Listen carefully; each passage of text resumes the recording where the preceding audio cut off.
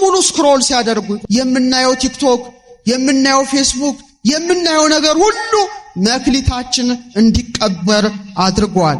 ያለ ቁጥጥር ያለ ገደብ የምናየው ነገር በዛ ደግሞ ኃጢአት በአይናችን ውስጥ ገባ፣ ነፍሳችንን ሁሉ አጨለመ። የኔና የናንተ አይን የፈዘዘው በቲክቶክ ነው። የኔና የናንተ አይን መክሊት የፈዘዘው በፌስቡክ ነው። የኔና የናንተ አይን የፈዘዘው ስክሪን በማየት ነው። ዛሬ ውዳሴ ማርያም ለመጸለይ አይናችን እንባ ይለዋል፣ እንቅልፍ ይለዋል። 24 ሰዓት ወሬ ለማየት ግን አይናችን እንደ እሳት ይንበለበላል። ጸሎት አንሷል፣ ቲክቶኩ ግን በዝቷል። ሁላችንም ጠዋት ተነስተን ፊታችንን ታጥበን አምላካችን ከማመስገን ይልቅ ሁላችን እጃችንን ወደ ስልካችን ሰንዝረን ቲክቶክ፣ ፌስቡክ መኝታችን ላይ ሆነን ምናይ ሆነናል። ሳናስብ እንናገራለን፣ በሰው ሁሉ እንፈርዳለን። ሐሜቱ፣ ማማረሩ፣ ስድቡ፣ ውሸቱ፣ ምንልከው መልእክት ስንቱን አቁስሏል። በየሶሻል ሚዲያው ስንቱን ሰብራችሁታል፣ ስንቱን ሰብረነዋል። እጆቻችን የተጠመዱት ስልክ ላይ ነው። ይኸው ስልክ ላይ እዚህ ተቀምጦ እኮ ስልክ የሚጎረጉር ሰው አለ። አሁን ዛሬ ዓለም በጫጫታ ተሞላች። ስልካችን ይጮሃል፣ ቴሌቪዥኑ ይናገራል፣ ኢንተርኔቱ ይናገራል፣ ማህበራዊ ሚዲያዎች ቲክቶኩ ይለፈልፋል። ምን ማይለፈልፋል? ሁሉም ጫጫታ ነው። ግን ወደ ልባችን የሚገባው የትኛው ድምጽ ነው? ይህ አይነት ወይ ወደ መንግስተ ሰማያት ሊያስገባ ይችላል፣ ወይም ወደ ገሃነመ እሳት ሊያስጥል ይችላል። የአይናችን መክሊት በቲክቶክ ውስጥ እንደተቀበረ የጆሮአችን መክሊት ደግሞ በጫጫታ ውስጥ ተቀብሯል። ዛሬ ብዙዎቻችን ደክሞናል። የምንሰማው ነገር በጣም በዛ። ቲክቶኩን በዛ፣ ጫጫታ ውስጥ ተቀበረ መክሊቱ። አደራችሁን ለእግዚአብሔር ቃል ጆሮአችሁን እንክፈት። ለዓለም ጫጫታ አይደለም። ስንቴ ኢየሱስ ክርስቶስ አንኳኩቶ ተመለሰ? ስንቴ ተመለሰ መሰላችሁ? እኔና እናንተ ጋራ የፍቅር ድምጹን ያሰማል፣ ሁሌ ያንኳኳል። ጆሮአችን ግን ለክርስቶስ አልተከፈተም። ዛሬ ውሸታሞች ስለሆንን አቤት ገሊት እኮ አፏ ነው እንጂ ልቧ ንጹህ ነው። ውሸት። ውዳሴ ማርያም ለመጸለይ እኮ ትግል ስግድ ስለምንል አይምሮ የለም ለማውራት ግን ታታታታታታታታ ሲል እግዚኦ። አንድ ቀን ጌታ ይመጣል። አንተ ይልሃል ምላስን ሰጥቼ ነበር ግን አላመሰግንከበትም ይላል። ዛሬ ከምናማበት ይልቅ ነው ወይስ ምናመሰግንበት በቀን የሚበልጠው? ሊቃውንት በተለይ የግዕዝ በግዕዝ መተርጉማን 5 መክሊት የሚሉትን 5ቱ የስሜት ሕዋሳት ብለውታል። 5ቱ የምን ሕዋሳት? የስሜት ሕዋሳት። ርዕይ ማየት ምናችን ያያል? አይናችን ያያል። ሰሚ መስማት ምናችን ይሰማል? ጆሮአችን ይሰማል። 2 አጼኖ ማሽተት ምናችን ያፈሽታል? አፍንጫችን። ጢም መቅመስ ምናችን ይቀምሳል? ገሲስ መዳሰስ ምናችን ይዳስሳል? እጃችን ይዳስሳል። ስለዚህ እግዚአብሔር ለእያንዳንዱ ምን ሰጥቶታል? 5 የስሜት ሕዋሳት ሰጥቶታል። እኔም አንተም አንቺም ሁላችንም ምን አለን?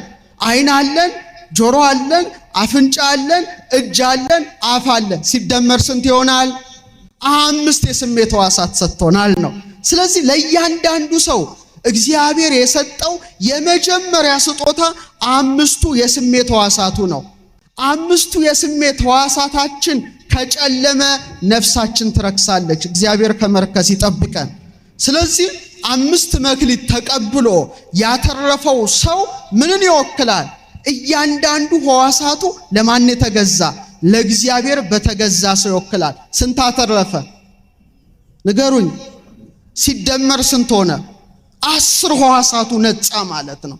ስለዚህ እኔና እናንተ እስቲ እንዴት ነው መክሊቱነቱን የቀበርነው ወይስ ያተረፍንበት የሚለውን እንማራለን። እግዚአብሔር ለመጀመሪያ እንደ አንድ መክሊት አድርጎ የሰጠን አይናችን ነው። ምናችን ነው? አይናችን ነው። እግዚአብሔር ለምን አይንን ሰጠን?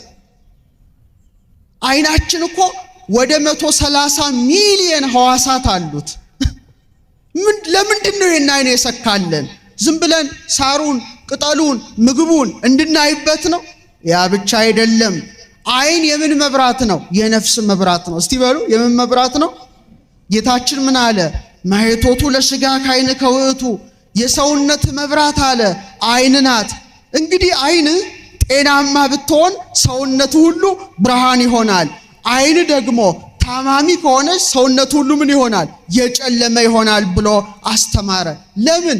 አይን ማለት የልብ በር ነው።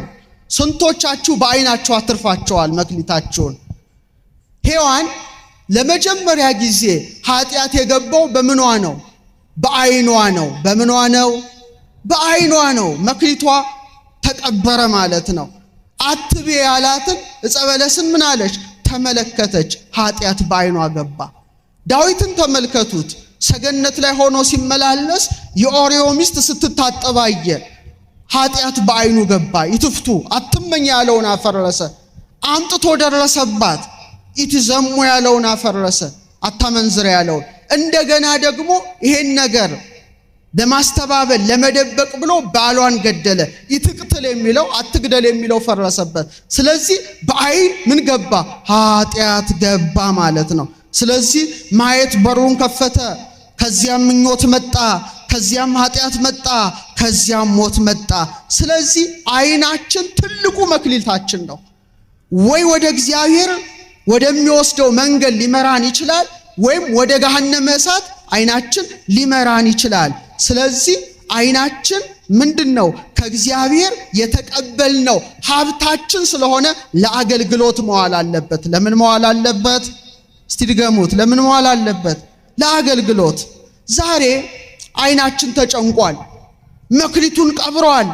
አይናችን እግዚአብሔርን እንዳያይ ዓለም ብዙ ወጥመድ አድርጋለች። ስልካችን፣ ኢንተርኔቱ፣ ዩቲዩቡ፣ ቲክቶኩ፣ ፌስቡኩ፣ ማህበራዊ ሚዲያው ቀኑን ሙሉ አይናችን ምን ላይ ተተክሎ ነው ያለው? ስክሪን ላይ ተተክሎ ነው ያለው። ክርስቲያኖች አይናችን እረፍት የለውም። አይናችን ቁጣን ከተመለከተ ነፍሳችን ምን ይሆናል? ይቆጣል። አይናችን ርኩሰትን የሚመለከት ከሆነ አይምሮአችን ይረክሳል፣ መክሊቱ ተቀብሯል። አይናችን ፍርሃትን የሚመለከት ከሆነ ነፍሳችን ይደክማል። አይናችን የማይረባ ነገርን እየተመለከተ ከሆነ መንፈሳችን ባዶ ይሆናል። ዛሬ ብዙዎቻችን ምን ሆነናል?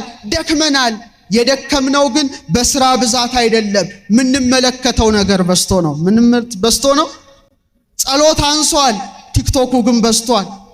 ሁላችንም ጠዋት ተነስተን ፊታችንን ታጥበን አምላካችን ከማመስገን ይልቅ ሁላችን እጃችንን ወደ ስልካችን ሰንዝረን ቲክቶክ፣ ፌስቡክ መኝታችን ላይ ሆነን ምናይ ሆነናል። በሰላም ያሳደረንን አምላክ ከማመስገን ይልቅ አይናችን መክሊቱን ስክሪን ውስጥ ቀብሯል። ተቀብሯል መክሊቱ። እግዚአብሔር በአይናችን ይጠይቀናል። የአይናችንን መክሊት የቀበረው ምንድነው? ምስል ነው። ምንድነው አልኳችሁ? የምናየው ቲክቶክ፣ የምናየው ፌስቡክ፣ የምናየው ነገር ሁሉ መክሊታችን እንዲቀበር አድርጓል። ኦርቶዶክሳውያን ዳዊት እንዲህ ይላል፣ መክሊቱን ያበዛ አይን አለውና። እስቲ አብረን እንበል። መቼ በሉ እስቲ። አይሰማም። መቼ ታጽናናኛለህ እያልኩ አይኖቼ ስለ ቃልህ ፈዘዙ ይላል መዝሙር 118:82 አይኖቼ ስለምን ፈዘዙ? ስለ ቃልህ ፈዘዙ ይላል። የኔና የናንተ አይን የፈዘዘው በቲክቶክ ነው። የኔና የናንተ አይን መክሊት የፈዘዘው በፌስቡክ ነው። የኔና የናንተ አይን የፈዘዘው ስክሪን በማየት ነው።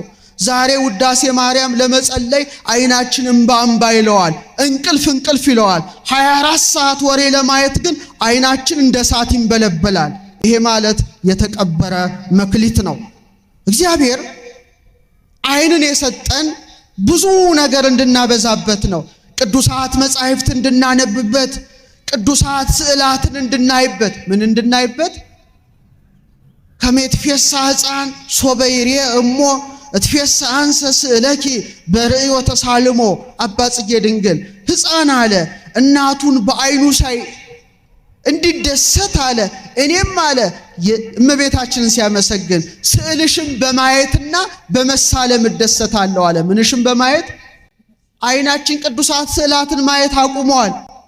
እናንተ የማታስተውሉ የገላትያ ሰዎች ኢየሱስ ክርስቶስ እንደተሰቀለ ሆኖ በፊታችሁ ተስሎ ነበረ፣ ለእውነት እንዳትታዘዙ አዚም ያደረገባችሁ ማን ነው ይላል። ስለዚህ አይናችን የተፈጠረው ቅዱሳት መጻሕፍትን እንድናይ የሥነ ፍጥረትን ውበት እንድናይ ነበረ። ዛሬ ከዋክብትን አይቶ እግዚአብሔርን ማድነቅ ቀርቷል። ስንቶቻችሁ እስቲ ከዋክብትን አይታችሁ አቤት እግዚአብሔር ስራ ድንቅ ነው ብላችሁ ማን ነው ምሽታችሁ የምትገቡት? ወይስ መሬት እያየን ነው የምንገባው? እግዚአብሔር በሰማያት ከፍ ከፍ አይልምን? ከዋክብትም እንዴት ከፍ ከፍ እንዳሉ ተመልከት ይላል ኢዮብ 22:12 ከዋክብት ከፍ ከፍ እንዳሉ ተመልከት ይላል። እግዚአብሔር ለሰው ስንት እግር ሰጥቶታል? መልሱ። 2 ነው 4? ለውሻው ለፈረሱ ለቀበሮ ስንት እግር ሰጥቶታል? 4። ለምን? ከርከሮ ፈረሱ በቅሎ 4 እግር ነው ያለው። 4 እግር ስለተሰጠው መሬት ነው የሚያየው። ሚግጣውን ሳር ሚጠጣውን ውሃ ፍለጋ አይኑ መሬት ተተክሏል። ሰው ግን እግዚአብሔር ሲፈጥረው እንደ ዘንግ መልምሎ እንደ ሸት ፈልፍሎ ቀና አድርጎ የፈጠረው አይናችን ወደ ሰማይ እንድናይ ያደረገን አባታችን ሆይ በምን የምትኖር ለመብል ለመጠጥ ለሆድ ብቻ አይደለም የተፈጠር ነው። አይናችን እንደ እንስሳ እህል እያየ ብቻ እንዲኖር አይደለም። ቀና ብሎ ሰማያትን አይቶ ፀሐይን አይቶ እውነተኛውን ፀሐይ እግዚአብሔርን እንዲያመሰግን ነው። ስለዚህ አይናችን ሰማያት ስላላየ የሥነ ፍጥረትን ውበት ስላላደነቀ ለተፈጠረበት ዓላማ ስላልዋለ መክሊቱ ተቀብሯል። አይናችን መክሊቱን የሚያተርፈው ምንድነው? ኃጢአትን ከማየት ስንሸሽ ነው። አይናችን በብዙ ነገር ረክሷል። ኦርቶዶክሳውያን አይናችን ውስጥ ብዙ ኃጢአት ገብቷል። ክፉ ነገር ይመጣል። ለዛ አይናችንን ስንዘጋ፣ ለእውነት አይናችንን ስንከፍት፣ ለወንጌል አይናችንን ስንከፍት፣ ለክርስቶስ አይናችንን ስንከፍት ይህ ጥበብ ነው፣ ይህ ታማኝነት ነው፣ ይህ መክሊት ማትረፍ ነው። ስለዚህ ኦርቶዶክሳውያን ዛሬ ብዙዎቻችን የአይናችን መክሊት የቀበርነው ምንድነው? ሁሉንም ነገር እናያለን። እየሰማችሁ ነው? ፊልተር እንኳን አናደርግም። ያለ ቁጥጥር ያለ ገደብ የምናየው ነገር በዛ ደግሞ ኃጢአት በአይናችን ውስጥ ገባ። ነፍሳችንን ሁሉ አጨለመ። አእምሮአችን በጨለማ ተዋጠ። ታዲያ ክርስቶስ ይመጣላ፣ የመክሊቱ ባለቤት ይመጣላ። ልጄ አይንን ሰጥቼ ነበረ፣ አንተ ግን ጨለማን መረጥክ ይላል። ጉዳችን ነው። ለእያንዳንዳችን አይን እንጠየቅበታለን። በዚህ አይናችን ክርስቶስን ነው ስናይ የምንውለው ወይስ ኃጢአት ስናይ ነው የምንውለው? በዚህ አይናችን ቅዱሳት መጻሕፍት ስናነብ ነው የምንውለው ወይስ ነገር ብቻ ስናይ ነው የምንውለው? ብርሃንን ሰጥቼ ነበረ፣ አንተ ግን ጨለማን መረጥክ። መክሊት ሰጥቼ ነበረ፣ የአይን መክሊት፣ አንተ ግን ስክሪን ውስጥ ቀበርከው ይላል። ስለዚህ መጠንቀቅ ያስፈልጋል። ስለዚህ ኦርቶዶክሳውያን ይህን ማደር መክሊትን መቅበር ነው፣ ብርሃንን ማጥፋት ነው፣ ነፍስን ማጨለም ነው። ስለዚህ ኦርቶዶክሳውያን አይናችንን እንጠብቅ። አይናችን ምናችን ነው? መክሊታችን። እስቲ ድገሙት። ይህ አይን ወይ ወደ መንግስተ ሰማያት ሊያስገባ ይችላል ወይም ወደ ገሃነመ እሳት ሊያስጥል ይችላል። ስለዚህ አንተ በጎ ታማኝ ባሪያ አይንን ሰጥቼ ነበረ ይላል ክርስቶስ። በአይን አይተኸኛል። አይንን ሰጥቼ ነበረ፣ በአይን ቅዱሳት መጻሕፍትን አንብበሃል። አይንን ሰጥቼ ነበረ፣ በአይን ድሆችን በርህራሄ ተመልክተሃል። አንተ ታማኝ በጎ አገልጋይ ወደ ጌታ ደስታ ግባ የሚለውን ሕይወትን ቃል እንዲያሰማን ቅዱስ ፈቃድ ይሆንልን። አንደኛው መክሊት ይሄ ነው። ስለዚህ በቃሉ ሚዛንነት አይናችን ጨልሟል ወይስ በርቷል? መክሊቱን አትርፏል ወይስ አላተረፈም? እኔም አንተም ሕይወታችንን እንመርምር። ሁለተኛው መክሊት ጆሮአችን ነው። ምናችን ነው? እስቲ ድገሙት። አዎ ትልቅ መክሊት ነው ጆሮ። ሰሚ ምን ሰማበት ነው። ሰው ሁሉንም ነገር በግልጽ ሊያይ ይችላል፣ ግን መስማት አይችልም ጆሮ? አረ ንገሩኝ። ይሰማል። በጆሮአችን የማንን ድምፅ እንሰማለን? የእግዚአብሔርን ድምፅ እንሰማለን። በጎቼ ምንን ይሰማሉ? ድምፄን ይሰማሉ አለ። ስለዚህ እምነት የሚጀምረው በአይን አይደለም። እምነት የሚጀምረው በጆሮ ነው። እውነትን ስትሰሙ እምነታችሁ ያድጋል። ሐሰትን ስትሰሙ እምነታችሁ ይሞታል። ባሪያ ተናገር፣ ያንተን ድምፅ ሰማለሁ የሚል ጆሮ ያስፈልጋል። ስለዚህ አብዛኞቻችን የእግዚአብሔርን ድምፅ አይደለም ጆሮአችን የሚሰማው፣ የዓለምን ጫጫታ፣ የዓለምን ሁካታ ስለሆነ ጆሮአችን በጫጫታ ውስጥ ተቀብሯል። የዓይናችን መክሊት በቲክቶክ ውስጥ እንደተቀበረ የጆሮአችን መክሊት ደግሞ በጫጫታ ውስጥ ተቀብሯል። ሔዋን በጆሮዋ ምን መጣ? የሞት መልእክት መጣ። እየሰማችሁኝ ነው? መክሊቷ ተቀበረ። አካለ ከይሲ ማደሪያ ልሳነ ከይሲ መናገሪያ ያደረገው እባቡ በጆሮዋ ሹክ አለ። በቃ ዛሬ የብዙዎች ነፍስ የጠፋው በጆሮአቸው ምክንያት ነው። የተሳሳቱ ድምጾችን ሁሌ ያደምጣሉ። በጫጫታ ውስጥ ጆሮአቸው ተቀብረዋል። ስለዚህ ክርስቲያኖች ጆሮአችን መክሊታችን ነው። ምናችን መክሊታችን ነው? ከአምስቱ መክሊት አንዱ ጆሮ ነው። እንጠብቀው። ጆሮአችንን ንጹህ አድርጉት። ጆሮአችሁን ለክርስቶስ ብቻ ስጡ። ዛሬ ዓለም በጫጫታ ተሞላች። ስልካችን ይጮሃል፣ ቴሌቪዥኑ ይናገራል፣ ኢንተርኔቱ ይናገራል፣ ማህበራዊ ሚዲያዎች ቲክቶኩ ይለፈልፋል። ምንም አይለፈልፋል፣ ሁሉም ጫጫታ ነው። ግን ወደ ልባችን የሚገባው የትኛው ድምጽ ነው? የትኛው ድምጽ ነው? ጆሮአችን ሁሌ ቁጣን የሚሰማ ከሆነ ልባችን ይቆጣል። ጆሮአችን የረከሰ ቆሻሻ ነገር ከሰማ አእምሮአችን ይረክሳል። ጆሮአችን ፍርሃትን የሚሰማ ከሆነ ነፍሳችን ትደክማለች። ጆሮአችን ሐሜትን የሚሰማ ከሆነ ተቀብሯል፣ ነፍሳችን ትቆሽሻለች፣ መንፈሳችን ይቆሽሻል። ዛሬ ብዙዎቻችን ደክሞናል። የሰማችኝ ነው? ምንድነው የደከመን? የምንሰማው ነገር በዛ፣ በጣም በዛ። ቲክቶኩን በዛ፣ ጫጫታ ውስጥ ተቀበረ መክሊቱ። ዛሬ ጆሮ መክሊት የተቀበረበት ጊዜ ነው። ጆሮአችን ግን እግዚአብሔር መክሊት አድርጎ ሰጥቶናልና የእግዚአብሔርን ቃል ስንሰማ፣ ጥበብን ስንሰማ፣ ማስተዋልን ስንሰማ፣ ምስጋናን ስንሰማ፣ ዝማሬን ስንሰማ መክሊቱ ምን ሆኗል ማለት ነው? አትርፏል ማለት ነው። ይህን ካልሰማችሁ ጉዳችሁ ነው። መክሊታችሁ በጫጫታ ውስጥ ተቀብሯል። የጆሮ ባለቤት ይጠይቃቸዋል አንድ ቀን። ዓይናችን ሁሉንም ነገር ይመለከታል። ጆሮአችን ሁሉንም ነገር ይሰማል። ደግሞ መስማቱ አይደለም ክፋቱ፣ ሁሉም ነገር ያምናል። ሁሉንም የሚሰማውን ሰው እንዴት ያምናል? እግዚአብሔር ይናገራል፣ ግን ጆሮ ሞልቷል። የት ያድምጠው? ሞላ፣ ጫጫታው ሞላው። እግዚአብሔር ሲናገር መስማት አንችልም። ኦልሬዲ ጆሮአችን ሞላ፣ በብዙ ጫጫታ ተሞላ። እግዚአብሔር ያስተምራል፣ ዓለማችን ግን ክፉኛ እየጮኸች ነው እና መክሊቱ ሳይሰራበት እየተቀበረ ነው። ስለዚህ እግዚአብሔር በመጨረሻው ዘመን ይጠይቀናል። ጆሮ ሰጥቼ ነበረ፣ አንተ ግን አልሰማህም። እውነትን ሰድጄልህ ነበረ፣ አንተ ግን አላደመጥክም። ተናግሬ ነበረ፣ ያንተ ጆሮ ግን ጫጫታ ይከተል ነበረ። መክሊቴን አላተረፍክም። በሰጠኸው ጆሮ ምን ሰማህበት?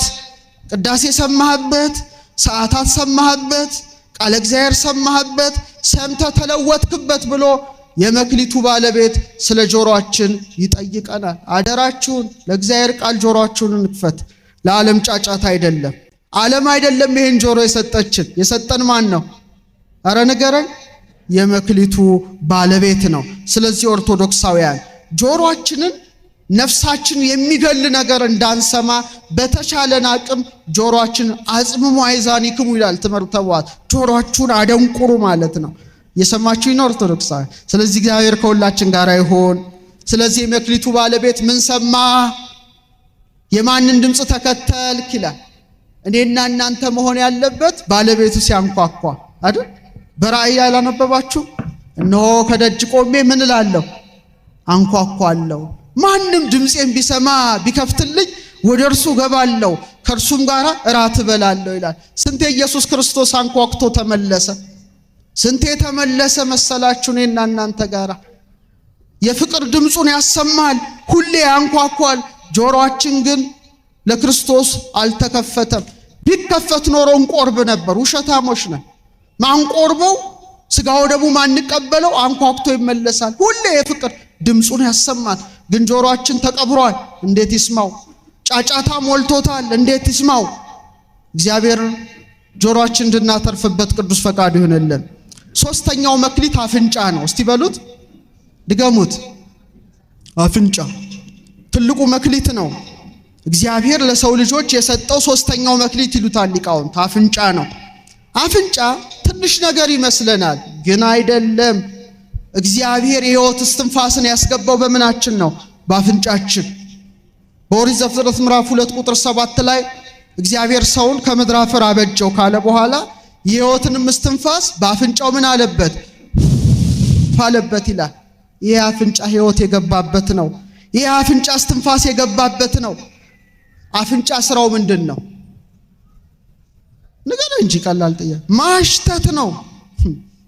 አፍንጫችን መክሊቱን አትርፎ ይሆን? እኔ እንጃ። ቅዱስ ጳውሎስ በሁለተኛ ቆሮንቶስ መልእክቱ ምዕራፍ 2 ቁጥር 15 ላይ በሚድኑትና በሚጠፉት ዘንድ ለእግዚአብሔር የክርስቶስ መዓዛ ነን ይላል። የማን መዓዛ ነን? አቤት እንዴት ደስ ይላል! አፍንጫ መዓዛን እንዲያሸት ለክርስቶስ መዓዛ ሆኖ መገኘት እንዴት ደስ ይላል! ያንዳንዶቻችን ሕይወት በጣም ጣፋጭ መዓዛ አለው ለክርስቶስ። ያንዳንዶች ሕይወት ደግሞ መጥፎ ሽታ አለው ለጌታ። ቅድስና መዓዛ ነው፣ ኃጢአት ደግሞ ግማት ነው። በእግዚአብሔር መንገድ ማለት ነው። ስለዚህ አይምሮ ሳይረዳ በፊት ማሽተት የሚችለው ምናችን ነው? አረ ንገሩ። አፍንጫ ነው፣ መለያ ነው ማለት ነው። የመለየት መክሊት ይሉታል ሊቃውንት። የምን መክሊት? የመለየት መክሊት። ለምሳሌ ምግብን ሳትጎርሱት ሳታጣጥሙት የተበከለ ይሁን ጥሩ ይሁን በመጀመሪያ የሚለየው ምንድነው? አፍንጫችን ነው አይደል እንዴ? ምግቡ አፋችንን ሳያጣጥም አፍንጫችን ለይቶታው ይሄ ምግብ ተበላሽቷል ይላል። ስለዚህ አንዳንዶች ሰላም ይሸታቸዋል፣ አንዳንዶች ደግሞ ጠብ ይሸታቸዋል፣ አንዳንዶች ቅድስና ይሸታቸዋል መክሊታቸውን የሚያተርፉ፣ አንዳንዶች ርኩሰት ይሸታቸዋል መክሊታቸውን የሚቀብሩ። ዛሬ የብዙዎቻችን አፍንጫ መክሊቱን ቀብሯል። እኔ በጣም የሚያስደንቀው የአንድ ነገር ልንገራችሁ። ለምሳሌ የሕይወትን እስትንፋስ እፍ ስላለበት አልፋ እግዚአብሔር በአፍንጫችን ዓይናችን ኃጢአትም ያያል ጽድቅም ያያል ወዶ፣ ጆሮአችን ሐሜትም ይሰማል ጽድቅም ይሰማል ወዶ፣ አፍንጫችን ግን ክፉ መዓዛ ያሸታል ይጠላል አይደለም? ሁሌ መልካም መዓዛ እንዲያሸት ይፈልጋል። ይሄ ማለት ምን ማለት ነው? ሁል ጊዜ አፍንጫችን የክርስቶስን መዓዛ ምን ማለት አለበት? ማሽተት አለበት። መዓዛ ዕጣኑን ማሽተት አለብን። መዓዛ ቁርባኑን ማሽተት አለብን። ስለዚህ በእውነት ነውርን የሚሸት ኃጢአትን የሚሸት ርኩሰትን የሚሸት ነገር አፍንጫችን ከሳበ የአፍንጫችን መክሊት ተቀብሯል። ምናችን ተቀብሯል? የአፍንጫ መክሊት። ዛሬ ቤተ ክርስቲያን ዕጣን ጸሎተ ዕጣን አድርሳ ዕጣን የሚቀርበው ለምንድን ነው? ዕጣኑ የሚጤሰው ዕጣን ምን አለው? መዓዛ። እስቲ በሉ በቃ ዕጣኑ በጎ መዓዛ እንዳለው ሕይወታችን በክርስቶስ መልካም መዓዛ ሊኖረው ይገባል። ነፍሳችን ጥሩ ሽታ ሊኖራት ይገባል። መንፈሳችን ልዩ መዓዛ ሊኖራት ይገባል። እግዚአብሔር አፍንጫችንን በእውነት ይቆጣጠርልን። ዛሬ ቅዱሳት መካናትን መሳለም ስንወድ፣ ጸሎትን ስንወድ፣ ንጽህናን ስንወድ፣ ቅድስናን ስንወድ፣ ታማኝነትን ስንወድ፣ ሰላምን ስንወድ፣ ፍቅርን ስንወድ ምንድን ነው? ጥበብ ነው፣ ማስተዋል ነው። መክሊቱ እየሰራ ነው ማለት ነው። ምኑ እየሰራ ነው? መክሊቱ። ምክንያቱም አፍንጫ መለያ ነው። ክፉን ሽታ ከመልካም ሽታ መለያ እንደሆነ አፍንጫችን ከደነዘዘ መንፈሳችን ይደክማል። ምናችን ከደነዘዘ? ዛሬ ሰው ኃጢአት የሚያበዛው ምንድነው? አፍንጫው ስለተደፈነ ነው። በቃ ደፈነ። አፍንጫ ከተደፈነ መልካም ይሽተት ክፉ ይሽተት አታቅም። መንፈሳችን ከረከሰም በኋላ ክርስቶስን ማሽተት ነፍሳችን ትደክማለች። ስለዚህ እግዚአብሔር አፍንጫን ሰጥቶናል። ቅዱስ ነገርን እንድንለይ ይፈቅዳል። ስለዚህ ሕይወታችንን በንጽህና በበጎ መዓዛ በቅድስና ከመላ ነው መዓዛ ዕጣኑን መዓዛ ቁርባኑን ካሸተት ነው የአፍንጫችን መክሊት ተርፏል። የሰማችሁኝ ነው? አፍንጫችን መክሊታችን አትርፏል። እግዚአብሔር አምላክ በአፍንጫችን እንዳይጠይቀን አፍንጫን ሰጥቼ ነበረ፣ ቁርባኔን አሸተትከው? መዓዛ ዕጣኑን አሸተትክ? ቅድስናን አሸተትክ? ወይስ የከፋ የከረፋ ኃጢአትን አሽትተ መጣህበት ብሎ ይጠይቃል፣ ይጠይቅሻል። ስለዚህ ተጠንቀቂ። በአፍንጫሽ መጠየቅ አለ፣ በአፍንጫ መጠየቅ አለ። አራተኛው መክሊት ምላሳችን ነው። እስቲ በሉ ዝገሙት እስቲ። ምላስ ትንሽ ነገር ናት፣ ትንሽ ቻት፣ ኃይሏ ግን በጣም ከፍተኛ ነው። አንዱ መክሊት ነው። በምላሳችን ልንባርክ እንችላለን። በምላሳችን ልንረግም እንችላለን። በምላሳችን ልንገድል እንችላለን። በምላሳችን ሕይወት ልንሰጥ እንችላለን። በምላሳችን ልንተክል እንችላለን። በምላሳችን ልናፈርስ እንችላለን። ኦርቶዶክሳውያን ያዕቆብ በመልእክቱ ምን አለ? ምላስ ትንሽ አካል ናት አለ፣ ግን ትመካለች አለ። እንደውም እንደ ግዕዙ ከገሃነም ይልቅ ታቃጥላለች ይላል። ከምን ይልቅ? ገሃነም ያቃጥለው ኃጥኡን ብቻ ነው። ምላስ ግን ጻድቁንም ኃጥኡንም ታማለች። የስንቶቻችን ምላስ በሐሜት ውስጥ ተቀብሯል። እግዚአብሔር ምላስን የሰጠው ለምንድን ነው? ለጸሎት፣ ለምስጋና፣ ለማስተማር፣ ለማጽናናት፣ እውነቱን ለመመስከር፣ ቃሉን ለመስበክ ነበረ። ግን ምላሳችን ይህንን አላደረገም። ሕይወት ወሞት ውስጥ ተደልሳን ምሳሌ 18:21 ሕይወትና ሞት ምን ላይ ናት አለ? ምላስ ላይ። ምላሳችን ሕይወት ሊያመጣ ይችላል፣ መክሊት ሊያተርፍ ይችላል። ምላስ ደግሞ ሞትን ሊያመጣ ይችላል፣ መክሊቱን ሊቀብር ይችላል። ቃላቶቻችን እያንዳንዳቸው ተጽፈዋል ላይ። አሁን አይምሰልህ፣ እያንዳንዱን ታነበዋለህ። እኔ ተናግሬ ይሆን ብለህ እንዳትደነግጥ። ስለዚህ እያንዳንዱ ቃላችን ይገነባል፣ እያንዳንዱ ቃላችን ያፈርሳል። አንድ ጥበብ ልንገራችሁ። አባቶቻችን እናቶቻችን ያሁኖቹን አለ የበፊቶቹ አሁን ምን እንደምንሰራም አናውቅም። ጠበል እየሰማችሁኝ ነው? ጠበል ውጭ ያስቀምጣሉ፣ ቤት አያስገቡም። ለምን መሰላችሁ? ምንናገረው ነገር ይላሉ ጠበሉን ያረክሰዋል። ምኑን ያረክሰዋል? ጠበሉን ያረክሰዋል። ስለዚህ ሐሜተኛ ነና አፋችን አያርፍም። ያን ለጤንነት ብለን ብንጠጣው መልሶ በሽተኛ ያደርገናል። ይሄ ትልቅ ሳይንስ ነው። ዛሬ የሳይንሱ ዓለም እንዴት እንደደረሰበት ልንገራችሁ።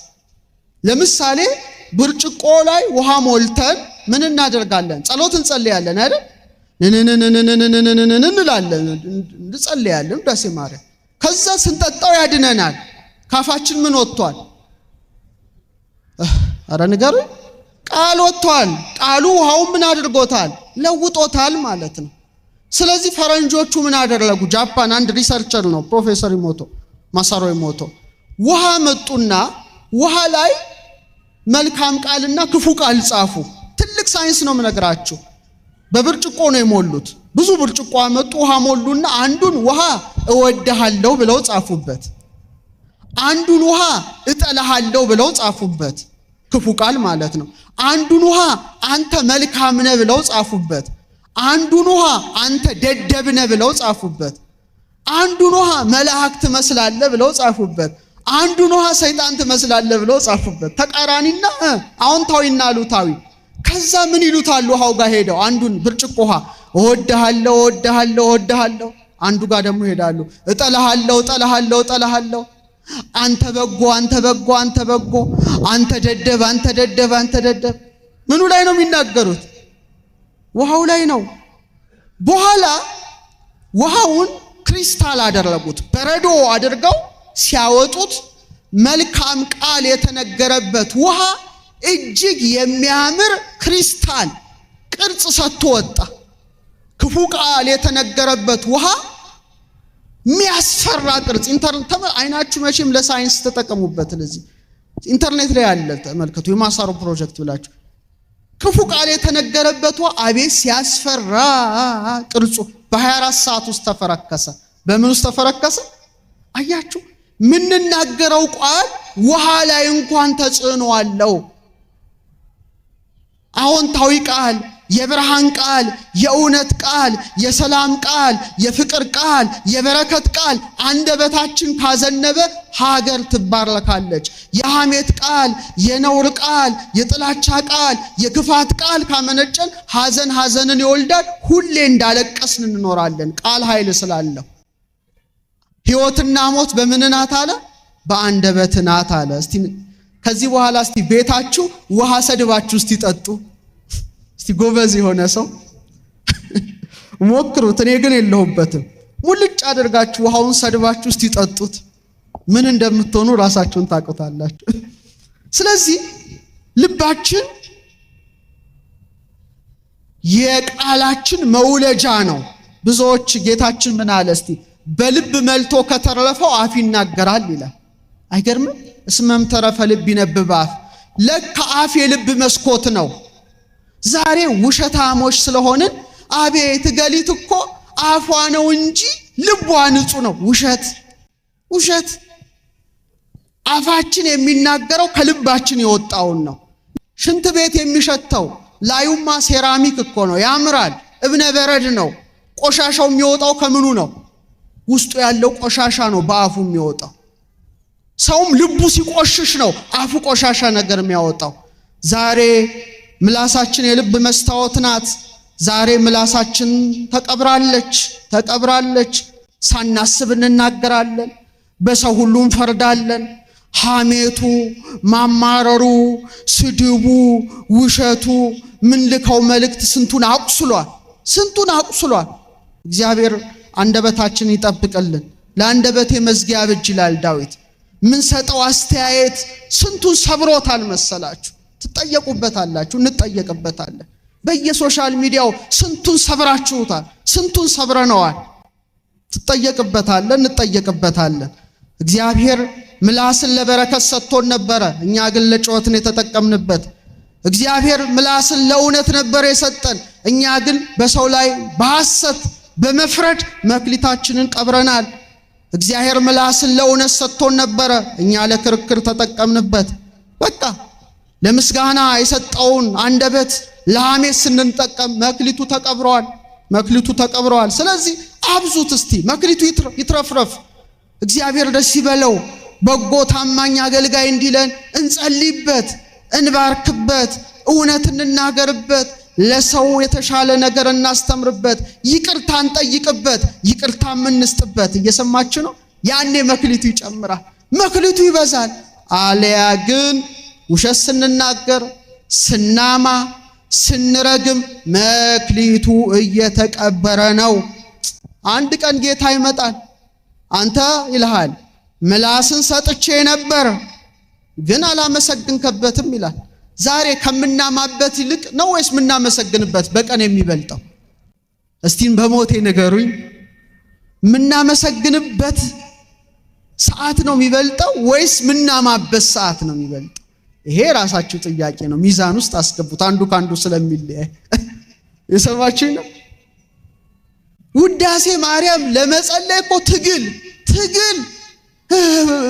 ስግድስ ለምንል አይምሮ የለም ለማውራት ግን ታታታታታታታታ ሲል እግዚኦ ድካም የሌለበት አርምሞና ጽርዓት የሌለበት ግን ለሐሜት ለምስጋና ሲሆን በቃ አንደበታችን በእውነት ክርስቶስ ይጠይቃል። ድምፅን ሰጥቼ ነበር አልጸለይክበትም፣ ቃላትን ሰጥቼ ነበር ይላል። አንተ ግን ሰውን አቆሰልክበት፣ አደማህበት። ስንቱን አድምተናል በምላሳችን። እግዚኦ ሳናይ ፈርደናል። እገሊት እኮ እንዲህ ናት አላየንም። አንድ ታሪክ ልንገራችሁ። በጣም የሚገርም ታሪክ ነው። በቅዱስ ወንጌል ላይ በተለይ በትርጓሜ ላይ የተጻፈ ነው። አንድ የበቃ ሰው ነበረ። ምን እያለ ነበር? የበቃ ፍጹም ሰው ነበረና ሲጸልይ ሁልጊዜ ጌታን ይመለከተዋል እና ደግሞ ከጌታ ቀኝ በባለሟልነት ሲቆም ያየዋል። እንዴት አይነት ጸጋ ነው! ይሄ ሰው አንድ ቀን እንግዶች ይመጣሉ። ይሄ ባህታዊ ጋር ከከተማ ነው የመጡት ቡራኬ ለመቀበል እና ስለ ከተማ ሕይወት ይጠይቃቸዋል። ድሮ ስለነበረበት አካባቢ አቶ እንትና ገሌ እንዴት ነበረ? ገሌ እንዲህ ነው ይሉታል፣ ይመልሱለታል። አንድ በጣም ወንጀለኛ በጣም መጥፎ ሰው ነበረ፣ እሱ እንዴት ሆነ ይላቸዋል። በመጥፎ ስራው የሚታወቅ ነው። አይ እሱማ ንስሐ ገብቶ ከክርስቶስ ጋር ታርቆ መልካም ሰው ሆኗል አሉት። ምን አላቸው መሰላችሁ? ውሸታሞች፣ እስካሁን የነገራችሁኝ እንደውም ውሸት ነው አላቸው። የሰማችሁ? ይሄን ብቻ ነው የተናገረው። በኋላ ይሄ ባህታዊ እንዳስለመደ ሊጸልይ እጆቹን ሲዘረጋ ድሮ እንደሚያየው ራእይ አላየም። ድሮ የብርሃን ላንቃ ካባ ለብሶ በክርስቶስ ፊት ቆሞ ምስጋናውን ክርስቶስ ሲቀበልለት ነበር። አሁን ግን ጌታ ምን አለ? እጅግሩን ሰሩት አለ። እየሰማችሁ ነው? እጅግሩን ሰሩት። እኔ ጻድቁን ኃጥኡን ጻድቅ ማድረግ ይሳነኛልን? ይሳነኛልን? መንግስት ተበላላጭ ነው፣ በል ወደ ጨለማው ጣሉት አለ። ይሄን ብቻ ነው የሰው የተናገረው። እየሰማችሁ ነው? ይሄን ብቻ በተናገረው 7 ዓመት ሙሉ አልቅሶ ነው መጨረሻ ጌታን የተመለከተው የቅዱስ አባት። እኛማ ስንቱን አቆሰል ሳናይ ስንቱን አማን። ይሄ ባህታዊ እንኳን እችን በመናገሩ ባንደበቱ ተፈረደበት። ስለዚህ እያንዳንዳችን ምላስ በእውነት በእግዚአብሔር እጅ ቃላችን ተጽፏልና እንዳናነበው ስንሞት እናነበዋለን። ይሄን ተሳድቤ ነበር፣ ይሄን ሰው አቁስዬ ነበር፣ ይሄን ሰው አፍርሼ ነበረ እንዳትሉ ካሁኑ ምላሳችሁን መክሊት እንድናተርፍ አምላካችን ይፍቀደልን። መጨረሻ መክሊት እጃችን ምናችን? 5ኛው መክሊት እጅ ነው። እግዚአብሔር ለሰው የሰጠው ትልቁ መክሊት እጁ ነው። በጣም ደስ ይላል። እግዚአብሔር እንድናይ ብቻ አይደለም የፈጠረን፣ እንድንሰማ ብቻ አይደለም የፈጠረን፣ እንድናሸት ብቻ አይደለም የፈጠረን፣ እንድንቀምስ ብቻ አይደለም የፈጠረን። እግዚአብሔር ሰውን እንዲሰራ ስለፈጠረው ምን ሰጥቶታል? አረመልሱ እጅ ሰርቶታልና መክሊት የተቀበለው ሰው እኮ ወጥቶ ወርዶ ነው በእጁ ያተረፈው። እጅ ትልቅ መክሊት ነው። ዛሬ ብዙዎቻችን እጃችን ተቀብሯል። እጃችን ተቀብሯል። ስራ ቅጣት አይደለማ። እየሰማችሁ ነው? እንድንሰራ ተፈቅዷል። አዳም ኤዶም ገነትን እንዲያበጃጃት እግዚአብሔር ሾሞታል። ስለዚህ የማይሰራ ምን አይሁን አይብላ ይላል። እግዚአብሔር እጅን የሰጠን እኮ እንድንሰራበት ነው። ዛሬ ለበጎ ነገር የሚሰሩ እጆች መክሊታቸውን ያተርፋሉ። ዛሬ ምንም የማይሰሩ እጆች መክሊታቸውን ቀብረዋል። ብዙ ሰዎች እንጸልያለን፣ ጥሩ ነው እንጸልይ፣ እንናገራለን፣ እናምናለን፣ ግን እጆቻችን ባዶ ናቸው። ባዶ ናቸው። ባዶ ናቸው። ያለ እጅ ማለት ምንድነው? ስራ። እስቲ በሉት፣ ድገሙት። እጅ የምን አክሽን ነው አይደል? ድርጊት ነው። ቢመታ ያደቃል፣ ቢወረውር ያርቃል፣ ቢያስር ያጠብቃል፣ ቢታገል ይጥላል። እጅ ማለት ስራ ነው። ብዙዎቻችን እምነት አለን ግን ስራ የለንም። እጃችን ተቀብሯል ማለት ነው። ተቀብሯል ማለት ነው። ስራ የሌለው እምነት በራሱ ምንድነው? የሞተ ነው ይላል። ስለዚህ መርዳት እምነት ነው፣ እጃችን ይርዳ። መስጠት እምነት ነው፣ እጃችን ይስጥ። ማገልገል እምነት ነው፣ እናገልግል። መገንባት እምነት ነው፣ እንገንባ። ይቅር ማለት እምነት ነው፣ ይቅር እንበል። የብዙዎቻችን እጅ ግን ይህን ስላላደረገ ተቀብሯል። እና አንድ መክሊት የተቀበለው እኮ የተፈረደበት ምንም ስላላደረገ ነው አይደል እንዴ? አዎ። ስለዚህ ብዙዎቻችን እናገራለን፣ አፋችን ይለፈልፋል፣ ግን አንተገብርም። እናውቃለን ግን ሰው አንረዳም። እንረዳ ይሆን? እኔ እንጃ። እንመለከታለን ግን አንንቀሳቀስ። ይሄ ወድቋል ሰው እኮ በጎ ሳምራዊ ወዴት አለ? እኔ እንጃ። እጆቻችን የተጠመዱት ስልክ ላይ ነው። ይኸው ስልክ ላይ እዚህ ተቀምጦ እኮ ስልክ የሚጎረጉር ሰው አለ። አሁን እጆቻችን ስልክ ላይ ተጠምደዋል። ነገር ግን መልካም ስራ የላቸውም፣ ባዶ ናቸው። ቀኑን ሙሉ ስክሮል ሲያደርጉ ይቆራሉ፣ ምጽዋት ግን አይሰጡ። ብዙ ቃላት ይተይባሉ፣ እንባን ግን አይጠርጉ። ብዙ ገንዘብ ሰብስበዋል ግን አይሰጡ። ባንክ ቤቱ ይጭነቀው፣ አይሰጡም። ቀደው አያጎርሱም፣ ቀደው አያለብሱም፣ ቀድተው አያጠጡም፣ ቆርሰው አያጎርስም። እጃቸው ተቀብሯል። እግዚአብሔር ግን እጅን የሰጠን በእውነት እንድናገለግልበት ነው። ሰውን እንድንረዳበት ነው። ጥሩ ነገር እንድንገነባበት ነው። የሙት ልጆችን እንድናሳድግበት ነው። ያዘኑ እንባዎችን እንድንጠርግበት ነው። ስለዚህ እግዚአብሔር እጅን ያያል እና ሰነፍ ከሆንን ነገ ሰራለው ምትል ከሆነ ነገ መጸውታለው ምትል ከሆነ ድሃን እየተመለከትን ማንረዳ ከሆነ በእውነት እጃችን ተጠያቂ ነው እና ጌታ በመጨረሻው ዘመን ስለ እጃችን ይጠይቀናል። እጅን ሰጥቼ የነበረ ምን አደረክበት? ዳረዳህበት? እንባበስክበት ወይስ አፈረስክበት? ይጠይቃል። እንዲህ ያንዳንዱ እጅ ምን አይነት እጅ ነው? ኦርቶዶክሳውያን ደግ እጅ አይታችኋል? ደግ እጅ ወይኔ! ያንዳንዱ እጅ አለ መርዝ በጥብጦ ሰው የሚገድል ውርጃ የሚያስወርድ ጨካኝ እጅ አለ የራሱን ልጅ የሚያጠፋ። እጅ ለካ የተለያየ ነው። የተቀበረ እጅ፣ የተባረከ እጅ፣ ደምን የተመላ እጅ። የሰማችሁ ነው። የወንድም ደም ይጮሃል አለ። ቃየላዊ እጅ አለ። ዛሬ ጠበሉ ይመስክር ስንቱ ሰው አብዷል። ይሄ ሁሉ ነጠላ በለበሰ ሰው የተሰራ ነው።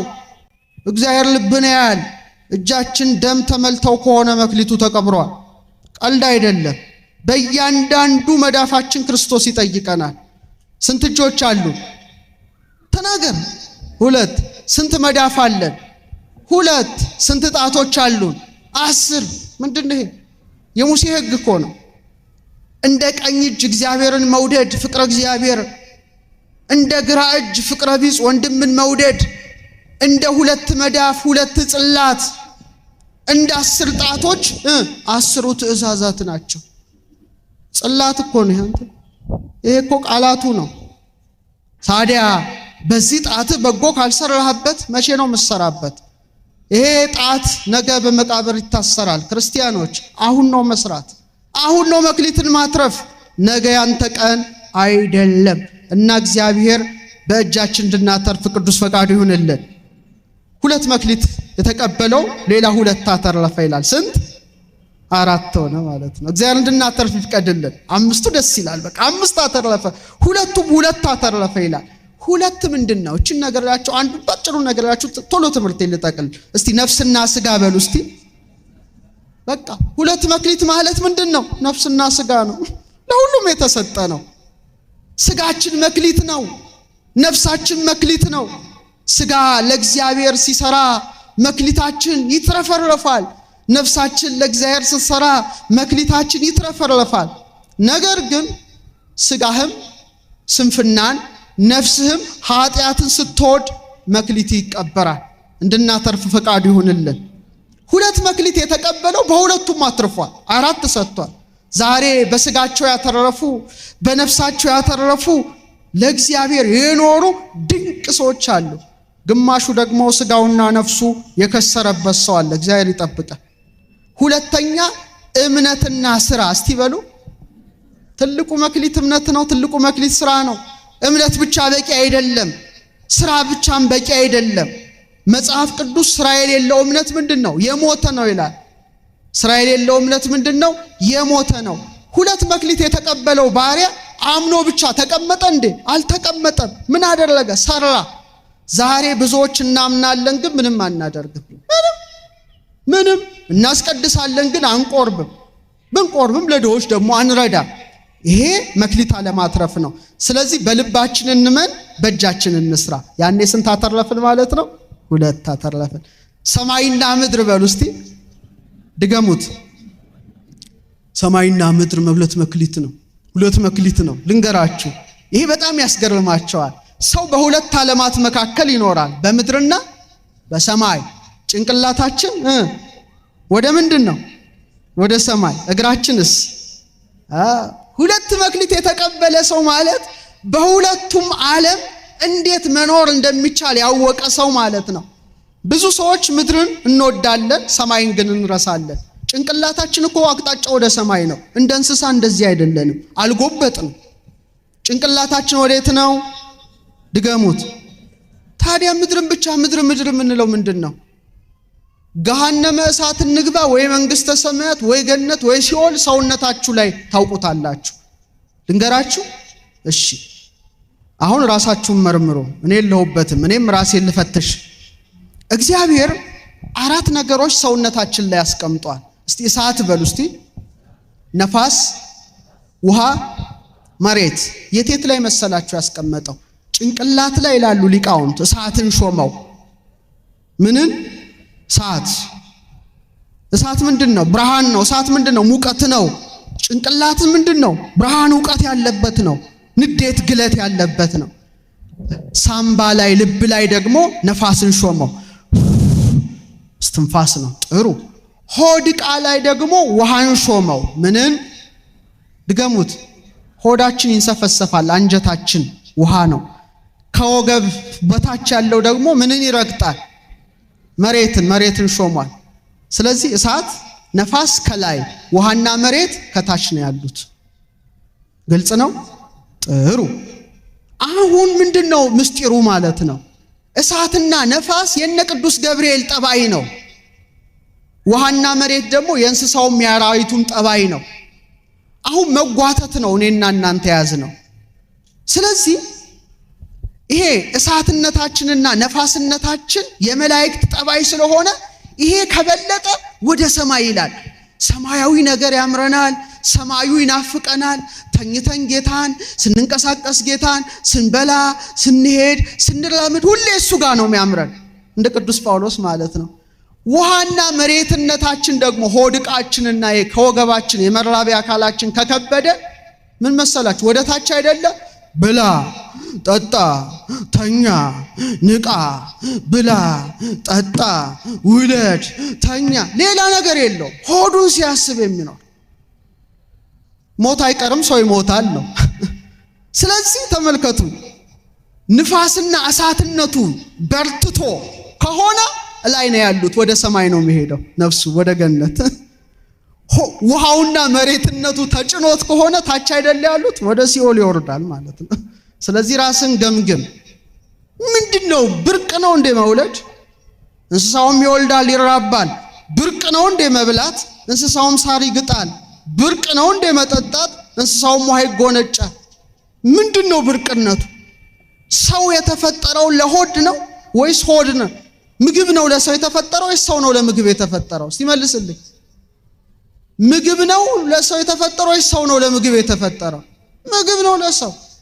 እኛ ለምግብ አንኖር፣ ምግብ ያገለግለናል እንጂ። እስከ መቼ ድረስ ሰው ሰማይን ረስቶ ምድርን ብቻ እየተጫነ ይኖራል? ይሄ መክሊት አለማትረፍ ነው። አንዳንዱ ሰው እድለኛ ነው፣ በምድር እየኖረ ሰማይን ያስሳል። ይሄ ነው መክሊት ማትረፍ። መክሊት ማትረፍ ይሄ ነው። ሁለት መክሊት ሌላ ልጨምርላችሁ፣ ዕውቀትና ተግባር። እስቲ በሉ።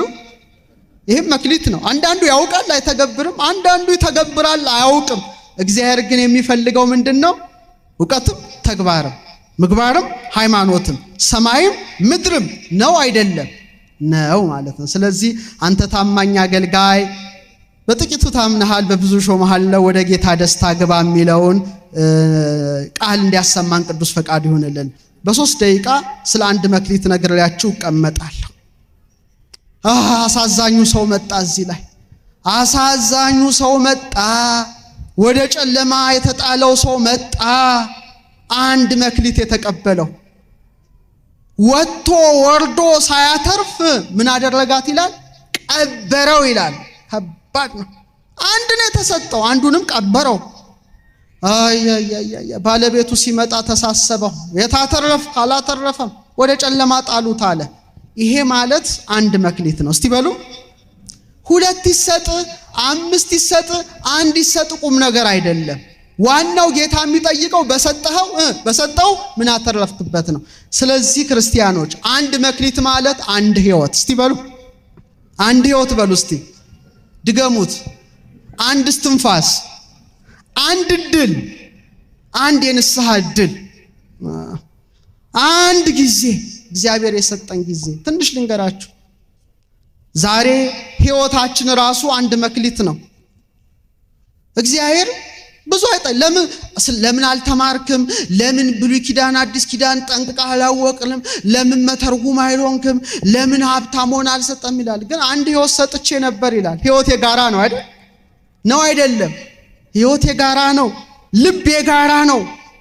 ምናልባት 5ቱ የስሜት ሕዋሳታችን ፍጹም ላይሆን ይችላል 5 መክሊት እንደተቀበለው። ግን ሰው ከእንስሳት የሚለይ ምን አለው? አንድ ልብ አለው። በልባችን መውደድ ያቅተናል እንዴ? ኧረ በሞቴ ነገሩ መውደድ ያቅተናል? ንስሐ መግባት ያቅተናል? ይቅር ማለት ያቅተናል? መለወጥ ያቅተናል? አያቅተንም። አንድ እድል ነው እግዚአብሔር የሰጠን። ብዙዎች ዛሬ ልባቸውን ቀብረዋል። ልባቸው ጸሎት የለውም። ልባቸው ንስሐ የለውም። ልባቸው ፍቅር የለውም። ዓላማ የለውም። ልክ ልባቸው መሬት ሆኖ መክሊታቸውን ቀበረባቸው። ያሳዝናል። አንድ መክሊት አንድ እድል ነው። ዛሬ እግዚአብሔር አንድ ጥሪ ያስተላልፏል። አንድ ማስጠንቀቂያ ለእናንተ ሰጥቷል፣ ለኔም ሰጥቷል። አንድ ቅጽበት ሰጥቷል፣ አንድ ክፍት በር ሰጥቷል። ያ ካለፈ አለፈ ነው። ፈያታዊ ዜማን አንድ እድል አገኘ አይደል? መስቀል ለአንድ እድል አገኘ። አንድ እድል። ወንበዴው በግራ የተሰቀለው እኮ አንዱን እድል አልተጠቀመበትም። ይሳደብ ነበር ይላል እስኪሞት ድረስ።